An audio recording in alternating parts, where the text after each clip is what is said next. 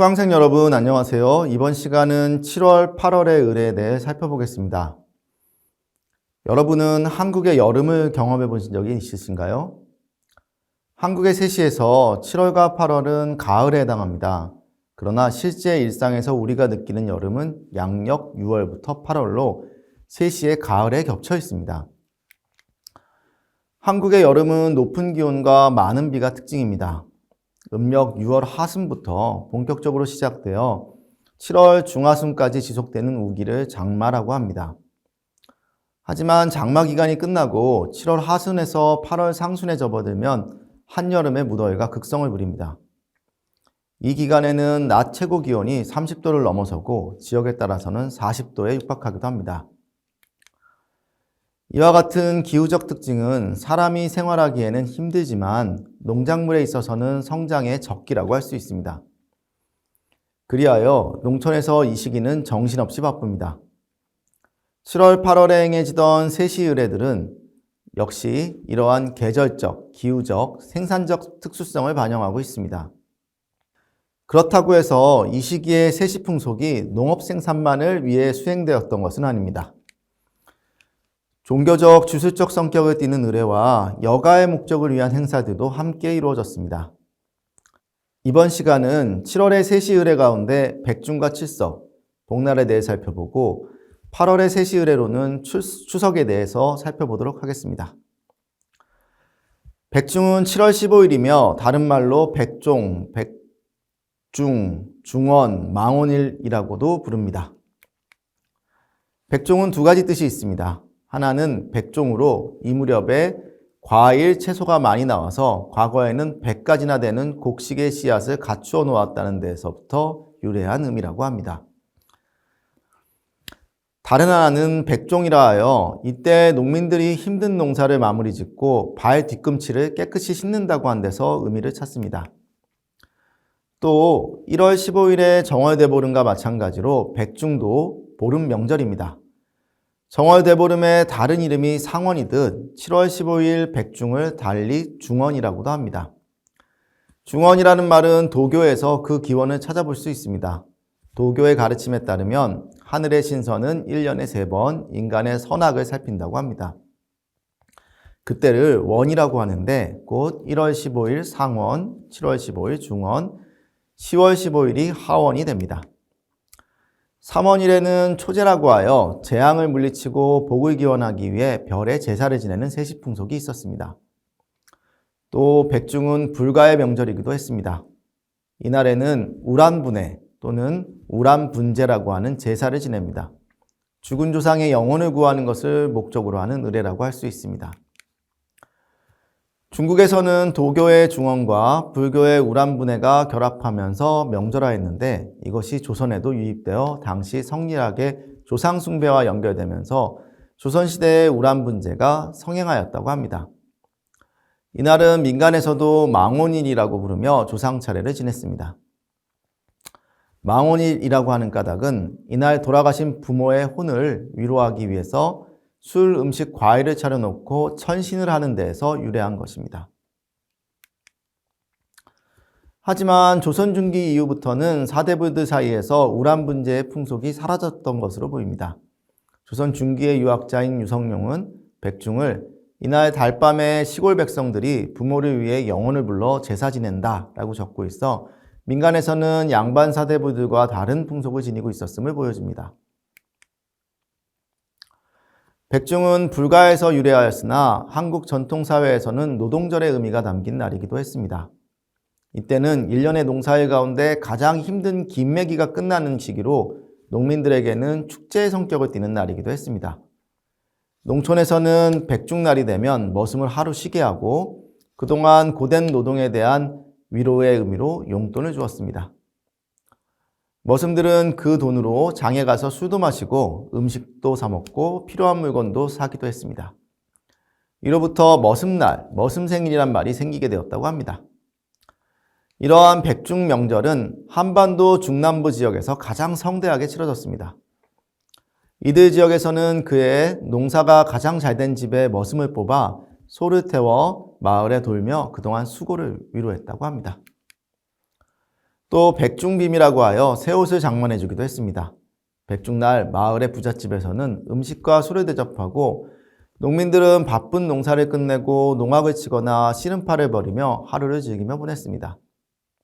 백중에 행해지던 이러한 잔치를 호미시시, 세서연, 장원내 등으로 부르며 경북 지방에서는 이를 풋굿 혹은 풋구라 하고 호남 지역에서는 이를 질꼬넥이라고 합니다. 호미시시를 한자말로 세서라고 합니다. 7월 중순 무렵이면 논매기가 끝나기 때문에 호미를 씻어둔다는 의미입니다. 백중부터는 호미가 아니라 수확용 낫이 필요하기 때문에 호미를 정돈해서 넣어두는 것입니다.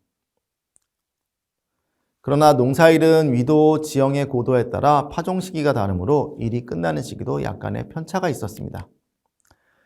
그리하여 지역에 따라서 호미시시를 7월 15일에 백중 행사로 하지 않고 7월 7일에 칠석 행사로 치르기도 합니다. 백중날 행해지는 농민들의 놀이 가운데 가장 잘 알려진 것이 경상남도 밀양의 백중놀이입니다. 백중놀이가 벌어지게 되면 열흘 전부터 농사를 크게 짓는 집의 큰 머슴들 가운데 인기 있는 사람을 뽑아 행사를 주관하게 하였습니다. 이렇게 뽑힌 머슴들은 그의 경사가 난 집 또는 혼이 난 집을 찾아다니며 술과 안주를 추렴하고 다른 집의 논밭에서 곡식을 뜯어먹는 적이 있는 소임자에게서 벌금으로 돈이나 술안주를 요구하기도 했습니다.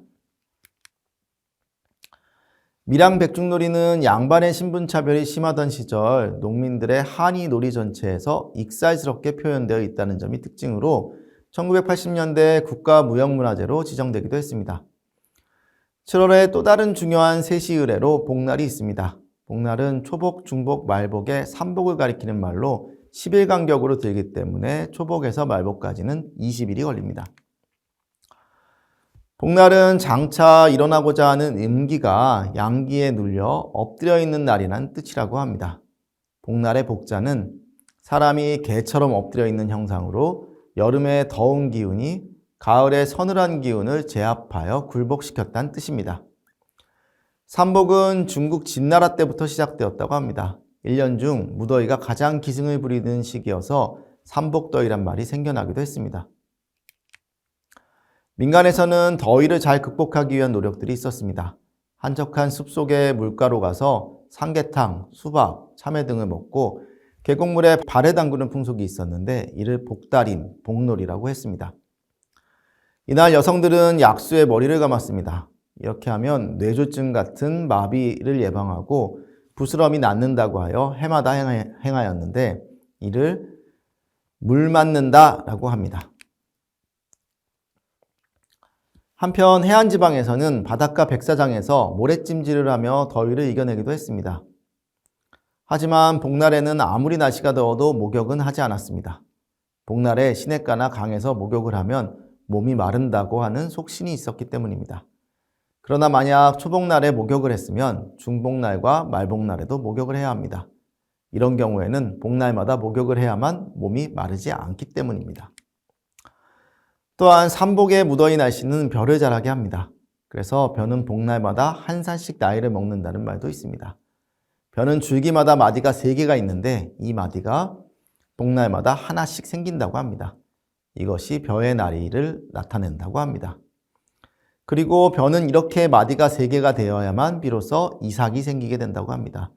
따라서 첫 번째 복날인 초복은 벼가 한 살이 되는 날이기도 합니다. 그래서 이날은 떡과 부침개를 장만하여 논에 가지고 가서 농사가 잘 되도록 기원합니다. 이러한 은혜를 복제라고 합니다. 또 복날의 날씨로 농사의 풍흉을 점치기도 했습니다. 복날 비가 오는 것을 삼복비라고 하는데 전라도 지방에서는 복날의 비를 농사비라 하여 기다리며 부산에서도 비가 오면 풍년이 든다고 합니다. 반면 강원도에서는 복날 천둥이 치면 흉년이 든다고 여겼습니다. 또 대추나무는 삼복 무렵에 열매를 맺는데 복날 비가 오면 열매를 맺기 어려워 대추가 흉년이 든다고 합니다. 8월의 대표적인 세시 행사는 추석입니다. 추석은 시기적으로 8월 15일이며 다른 말로 한가위, 가위, 가윗날, 가배일, 중추절 등으로도 불립니다. 한과인은 8월 중에서도 정가운데란 뜻으로 이를 추석, 중추절 등으로 부르게 된 것은 훨씬 후대에 와서의 일입니다. 추석의 기원이 명확히 밝혀진 바는 없지만 달의 재생과 부활에 대한 신앙으로부터 그 유래를 짐작하곤 합니다. 8월 15일인 추석은 1년 중 가장 큰 보름달을 맞이하는 명절이라는 의미도 있습니다. 그렇다면 과거의 추석은 어떤 모습이었을까요? 역사 자료를 통해 그 내용을 부분적으로나마 추정해 볼 수 있습니다. 삼국사기는 추석일의 행사를 다음과 같이 기록하고 있습니다.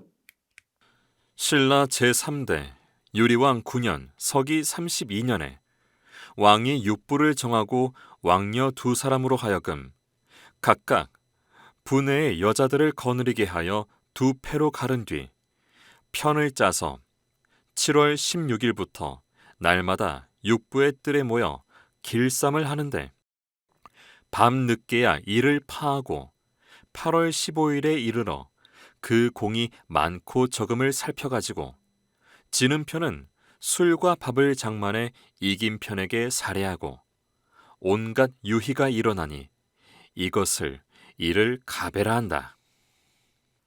추석은 조선시대 설, 한식, 단어와 함께 대표적인 4대 명절 중 하나로 여겨졌으며 전통사회에서뿐 아니라 오늘날까지도 한국 사회에서 설날과 함께 1년 중 최대 명절 중 하나로 지켜지고 있습니다. 추석은 또 수학의 계절을 맞이하여 풍년을 축하하고 감사하는 의미도 있습니다. 핵곡식으로 밥, 송편, 술을 빚어 조상에게 차례를 지내고 성묘하며 은혜에 보답했습니다. 농사를 마감한 시기이기도 해서 다음해 풍년을 기원하며 소놀이, 거북놀이, 줄다리기, 씨름, 활쏘기 등의 놀이를 즐기기도 했습니다. 이렇듯 추석의 세시을에는 조상 숭배 신앙, 주술적 생산의례와 여과놀이 등 다양한 성격의 행사들이 결합되어 있었습니다. 여기서는 추석의 세시의례와 구체적인 내용을 차례로 살펴보도록 하겠습니다. 조선시대에는 추석이 되면 조상에게 차례를 드리고 성묘했습니다. 왕실에서도 추석제를 올렸습니다. 추석제는 왕이 직접 제사를 지내는 중요한 국가 행사 중 하나로 선조의 왕릉이나 위패를 모신 사당에서 제사를 올린 기록들을 확인할 수 있습니다. 민간에서도 하루 전날 준비한 술과 떡 그리고 햇과일로 이른 아침에 조상에게 차례를 드립니다. 차례를 마치면 조상의 무덤에 가서 여름 동안 무성하게 자란 잡초를 베는 벌초를 합니다. 추석의 의례는 새로 난 곡식이나 과일을 토지신과 곡식신 그리고 조상에게 올리는 천신의례로 중요한 의미를 지닙니다. 이른바 추석천신은 왕실과 양반사대부, 서민 모두가 수행하는 의례였습니다. 왕실에서는 감대추 밤과 새로 난 곡식으로 빚은 술을 준비했고 사대부가에서는 새로 나온 물품을 그때마다 골라서 사당에 천신하는 예를 올렸습니다.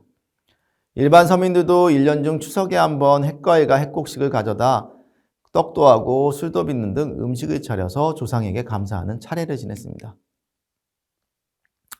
추석에는 또 햇곡식으로 이듬해 풍년이 들게 해달라고 기원하고 풍농을 점치는 의례가 이루어지기도 했습니다. 대표적으로 호남 지역에 올배심리와 경상북도에 풋바심이 있습니다. 여기서는 올배심리에 관해 살펴보도록 하겠습니다. 올배심리는 올기심리, 올개심리, 오리심리, 올비심리라고도 부릅니다.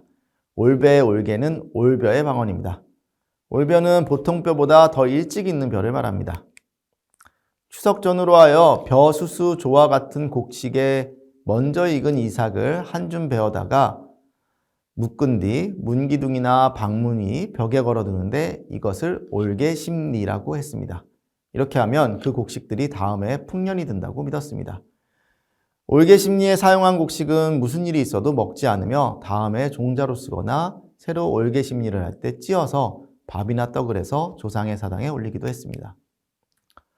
그러나 추석은 논농사보다는 밭농사를 위주로 하는 이북지방에서는 덜 중요하게 여겨졌고 논농사 지역인 남부지방에서도 이 시기에 햅쌀이 생산되지 않으면 9월의 중양일로 천신제를 미루었습니다.